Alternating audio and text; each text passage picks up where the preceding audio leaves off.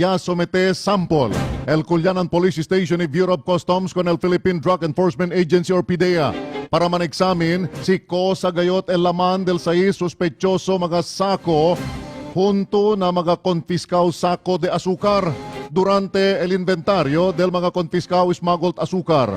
Mga personajes del Customs y Police y anota que otra forma y bien sospechoso el laman del 6 mga sako.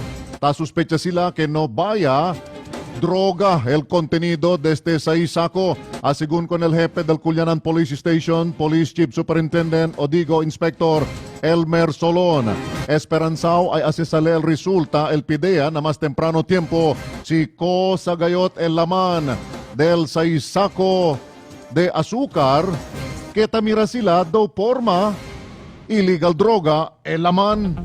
Atong tropa, el DMU Deputy, si Police Inspector Matolo, assign sila na sa Colcompa. Well, tangkandak sila Seaborne Patrol, laki na seawater del Taluksangay, pati Pangapuyan. Pwede sila nanti man-intercept around ese L2 lancha, chenelaman, asukar. El uno jungkong tamen, asukar, vale, 3 todo.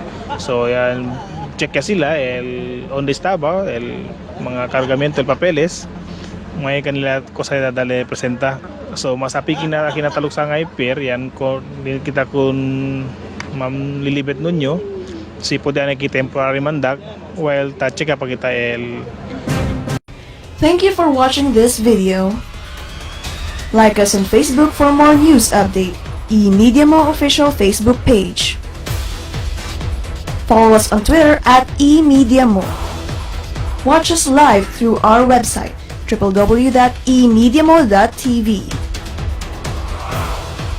For comments, suggestions, or any concerns, please feel free to email us at emediamo@gmail.com. You may subscribe on our YouTube channel, youtube.com/emediazamboanga. Subscribe now.